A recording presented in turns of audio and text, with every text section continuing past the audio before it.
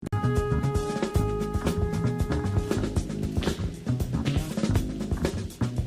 estamos de vuelta, esto es Pauta Libre, estamos en el último bloque del programa. Soy Paula Molina, me acompañan Mónica González, Yasna Levín, y vamos a hablar de un tema de rabiosa actualidad y tiene que ver con aquellas zonas en el país que están bajo la influencia, bajo la ocupación, incluso se podría decir, de bandas de narcotráfico, familias que viven bajo este problema. Son 174 villas, barrios que se encuentran en esta situación y que han sido identificadas en un reportaje de CIPER. Su autora, una de sus investigadoras, Gabriela Pizarro, está con nosotros aquí en Pauta Libre. Muy buenas noches, bienvenida. Hola Paula, hola a todas. Muchísimas gracias por estar con nosotros. Mónica González, la primera pregunta para Gabriela. Gabriela, el tema del narcotráfico y las poblaciones se viene hablando, pero como que no se asume, pareciera. Entonces me gustaría que tú nos explicaras, porque Gabriela Pizarro es una periodista de investigación de gran trayectoria en CIPER.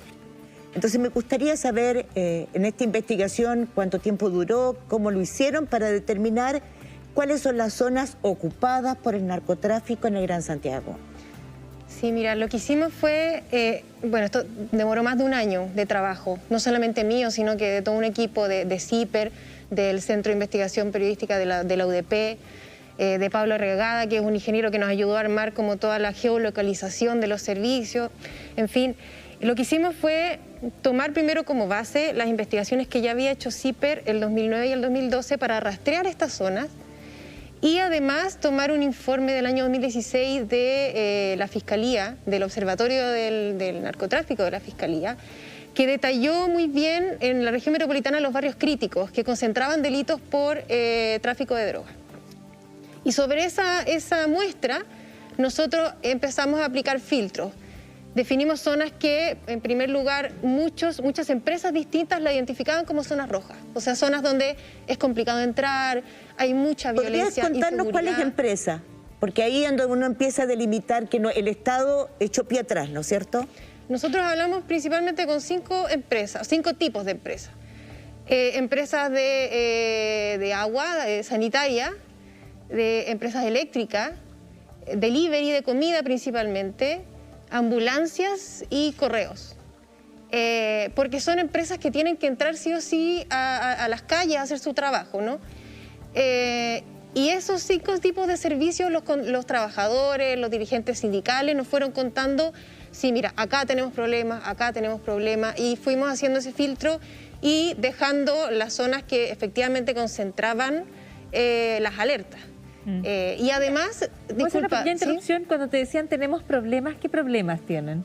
¿Cómo se define un problema? De distinto tipo. Por ejemplo, los carteros en muchas zonas tenían que quedar expuestos a las balaceras, balas locas. Había un cartero que nos relataba cómo... O a robos, ¿no?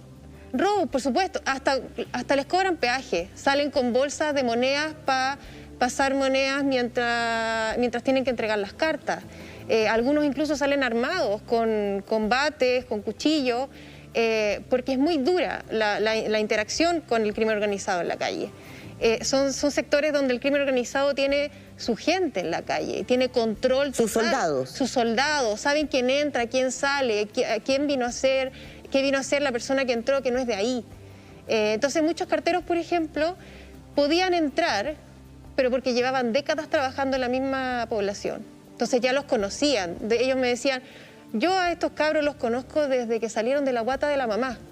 Y si me hacen algo, yo mismo los voy a acusar con la mamá. O sea, hay una interacción a otro nivel. Pero otro tipo de trabajadores, como la gente de las ambulancias o de las empresas sanitarias o de electricidad, están totalmente expuestos. No hay ninguna interacción ahí, ninguna capacidad de diálogo. Y son víctimas de robo, de amenaza, etcétera. Ahora, me imagino yo que ha permitido establecer una suerte de redes clientelares entre los narcos de cada territorio que indagaron ustedes con la población, porque el acceso a estos servicios básicos finalmente pasa por la autorización o el bloqueo de las redes de narcos. ¿De qué manera se podrían liberar? Porque es un verdadero yugo. Sí. ¿Hay expresiones, hay algún indicio, hay alguna esperanza, por último, de la población que está desconectada de servicios fundamentales frente a esta verdadera opresión? Es compleja la pregunta porque nosotros a la conclusión que llegamos conversando con expertos que se han dedicado a estudiar esto, es que la solución a este problema no pasa por un solo lado. No pasa, por ejemplo, porque se instale una comisaría o porque llegue el metro o porque la municipalidad funcione bien, porque son tantas capas las que tiene este problema que, por ejemplo, pues podemos poner una comisaría, pero son tantos factores los que influyen en que la gente comience a iniciar carreras criminales. Había una experta que lo explicaba muy bien, decía, hay al menos 5 factores que siempre se repiten. Deserción escolar, desempleo, rápido acceso a alcohol y drogas, presenciar violencia intrafamiliar o violencia entre terceros desde muy temprana edad, y por último, problemas de salud mental no tratados.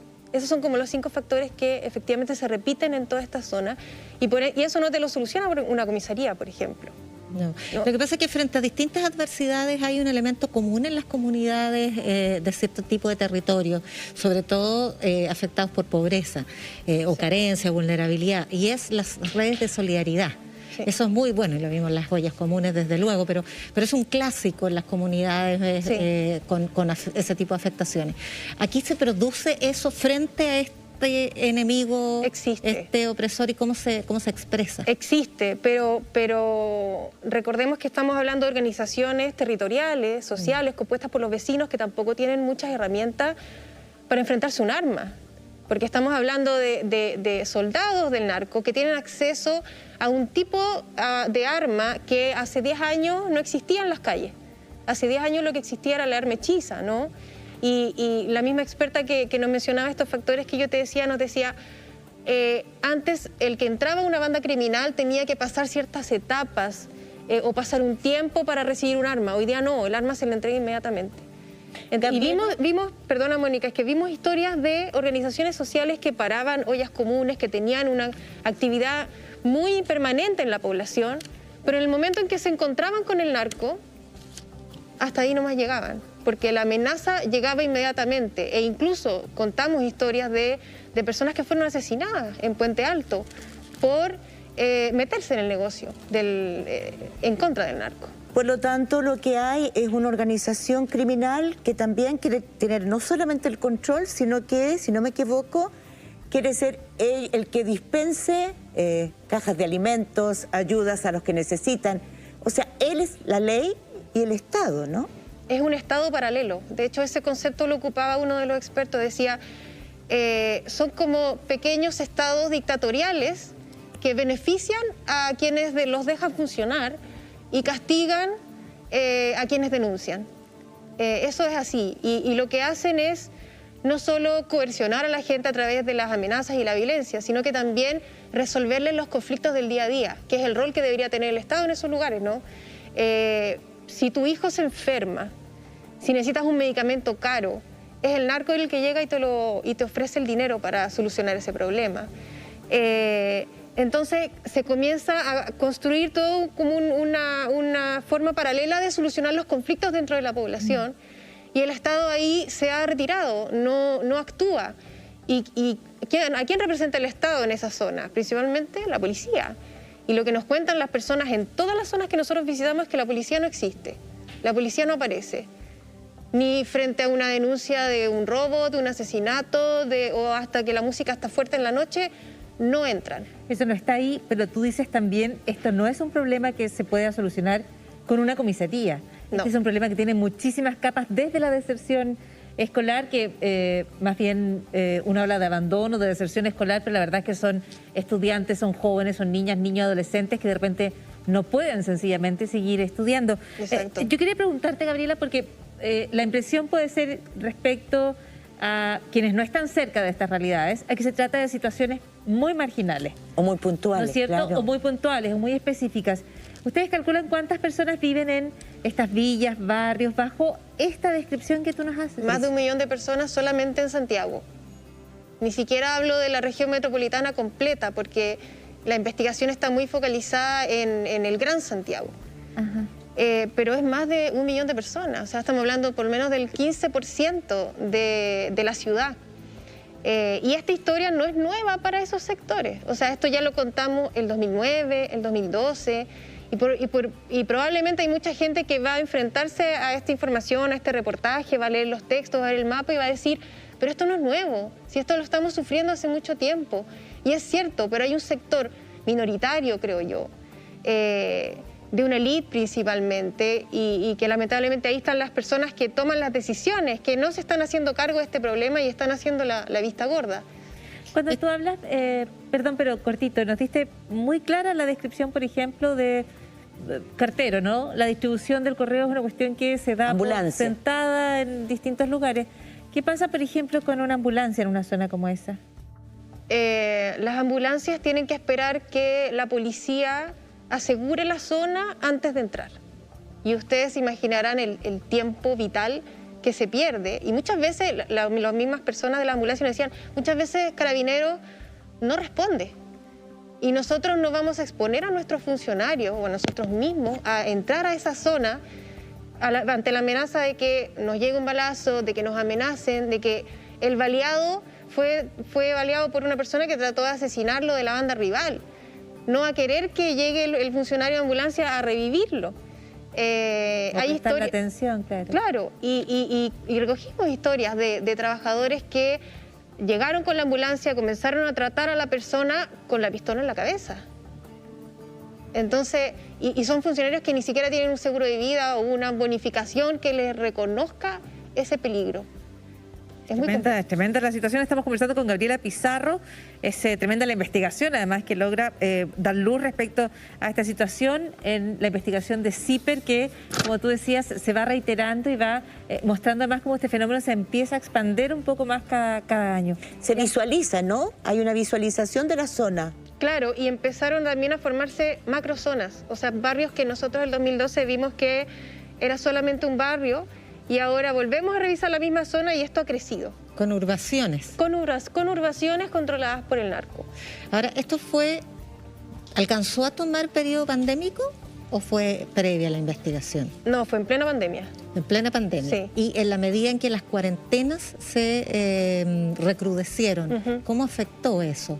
Porque el encierro, el hacinamiento, la falta de acceso a los trabajos, exacto, por ejemplo, es como un micro hogar hacinado en términos barriales, ¿verdad? Sí, la pandemia agudizó todas las precariedades que sufren las personas en estas zonas. Pero el encierro, la cuarentena. El encierro, el hacinamiento, porque son zonas donde la gente vive muy hacinada, donde la falta de acceso a la vivienda se vive muy fuertemente. Por ejemplo, nosotros entramos a hogares donde vivía la dueña de casa, su madre, sus hijos y los hijos de sus hijos, en pocos metros cuadrados.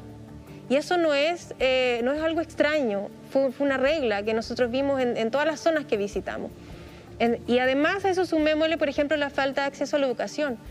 Estudiantes que con ese nivel de hacinamiento, pasando hambre, compartiendo el mismo dispositivo con más hermanos, ¿qué capacidad de concentración le podemos pedir a un estudiante o una estudiante o de conexión, en esas condiciones? La mínima conexión.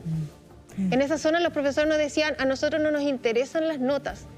Lo único que nos interesa es que los cabros vayan a las clases.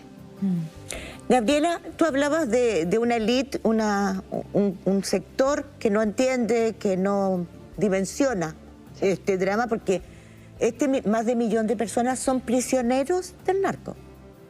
Sus casas no valen nada, porque son zonas donde no pueden vender sus casas que generalmente son de una toma, de mucho sacrificio. Las abandonan. O sea, esa gente no puede dejarla porque no tiene el dinero, además. Son prisioneros del narco. ¿Cómo graficarías tú la ausencia de políticas para ir en ayuda? O sea, ese estado de indefección en que se encuentra esa gran cantidad de personas del Gran Santiago. O sea, más de 1 millón de personas, sin pensar que en Antofagasta está pasando otro fenómeno similar, que es, según todos los indicios, Antofagasta es la segunda zona donde hay más tráfico de droga en Chile. Yo creo que el gran problema es, primero, verlo como un problema que se soluciona, por ejemplo, a través de la entrada fuerte con la policía o otro tipo de soluciones que se han hablado, construir infraestructura, espacios públicos, deportivos, librerías, bibliotecas, para sacar a los chicos y a las chicas de la droga. Pero el problema es que esas zonas, como están controladas por el narco, finalmente todo lo que se haga ahí también queda a disposición del narco, porque el Estado lo que hace es entrar y luego retirarse. El Estado no mantiene su presencia en esa zona. Entonces todo lo que llega a hacer o entra policialmente y luego se retira, como ha pasado en la Luego Emergencia, que era una zona que en un momento se transformó como en la zona estrella donde estaba concentrado el narcotráfico y se metió la policía muy fuerte ahí. Y finalmente vimos que lo que ocurrió fue que tomaron la droga los narcos y se la llevaron a La Pintana. Y el castillo en La Pintana se transformó en el mall de la droga, como lo denominaron. Entonces, tratamos de solucionar parcialmente el problema acá y esto se corre y funciona acá. La Fiscalía da un paso para tratar de pillarlos en el negocio, pero el narcotráfico ya dio 10 pasos más. Entonces es muy difícil y las políticas públicas tampoco han sido consistentes y sostenidas en el tiempo. Eso es un factor que también lo mencionaban los expertos, muy importante, porque son tantas las cosas que se tienen que hacer y a tantos niveles, y los resultados se van a ver en décadas, no ahora. Y eso es poco atractivo para un político que está buscando votos y que está buscando el éxito inmediato. Gabriela, en algunos de los aspectos más visibles probablemente de este fenómeno, la opinión pública observa, por ejemplo, fuegos artificiales, ¿no es cierto? Descontrolados en algunos momentos, sí. O a veces observa cortejos fúnebres, incluso durante la pandemia, ¿no? Estos funerales que son muy, sí. muy vistosos. ¿Qué rol cumplen, por ejemplo, estas que son como señales que logran traspasar estas fronteras invisibles de estas villas y son observables o se miran desde el resto de la ciudad? Bueno, lo que sale principalmente en las noticias, que son los fuegos artificiales, los secuestros, los asesinatos. Las quitadas de droga, ¿no? Las quitadas de droga también, que tiene que ver con la presencia del armamento fácil en las poblaciones. Y hay un punto muy particular con el tema de los fuegos artificiales, porque sabemos que es algo que está prohibido, pero a ciertas horas de la noche la coordinación para lanzar estos fuegos artificiales es increíble y se siente en distintas partes de la capital. Claro, perdón, no es algo que la gente vea en las noticias, es algo que se escucha desde distintos lugares. Claro, yo pues, sí creo que llega un punto en que es tanto que termina rebotando el tema en las noticias, pero como algo... No se toma realmente... ¿Qué rol cumplen ese tipo de gestos? Por ejemplo, ¿qué rol cumple el fuego artificial? El fuego de artificio es para avisar la llegada de la droga, por ejemplo. En otras ocasiones es para celebrar algo. Porque al final lo que está diciendo el narco es: yo tengo el control de este lugar y yo hago lo que se me da la gana. Ese es el mensaje que está enviando. A pesar de que esos fuegos artificiales podrían incendiar la casa de los vecinos, pero le da lo mismo. Gabriela Pizarro, muchísimas gracias por entregarnos detalles de una investigación tan profunda, tan acuciosa como la que ustedes han hecho. Yo creo que solo debe llamar a la acción de las autoridades. Tú tienes razón, son problemas complejos que requieren distintas capas que hay que pensar a mediano y largo plazo, pero eso no es motivo para no empezar a pensarlos o no empezar a abordarlos. Claro, sobre todo ahora que nos enfrentamos a la próxima constituyente. Perdón, así es. ¿Tenemos un regalo? Pero no puedo dárselo yo. Pero se lo puede. No. Gabriela, tenemos un regalo para ti. Muchas gracias. Muchísimas gracias por haber estado con nosotros en Gracias a usted. El honor es mío. Gracias. Muchas gracias, Gabriela. Gracias. Quiero decir que hemos hecho un programa con puras mujeres entre nuestras entrevistadas. Hemos estado con la economista Andrea Repeto, hemos estado con María Teresa Ronderos. Gracias. Desde Colombia hemos estado con Gabriela Pizarro. Así que llega el momento de despedirnos. Por supuesto, como siempre, agradecer su sintonía, su presencia, su compañía aquí en Pauta Libre. Mónica González, muy buenas noches. Buenas noches, Paula. Y preparémonos, cuidémonos, porque el sábado y el domingo nos espera una votación histórica. Así es, podemos votar uno de los 2 días. Hay gente que me ha preguntado, oye, hay que ir a votar los 2 días. No, vamos a votar un solo día y vamos a votar con hartas ganas, con harta fe, con harta esperanza. Pero hasta las 6. ¿Perdón? Hasta las 6. Y hasta las 6. Son días, se normalizó el horario. Perfecto. Gracias, Paula. 1.000.000 de gracias. Gracias, Mónica. Gabriela, Buenas noches. Augusto. Muy buenas noches. Vamos a estar, por supuesto, cubriendo todas las elecciones. Vamos a tener toda la información aquí en la red. La invitación es que a seguir conectados, conectadas con el canal y hasta el próximo fin de semana.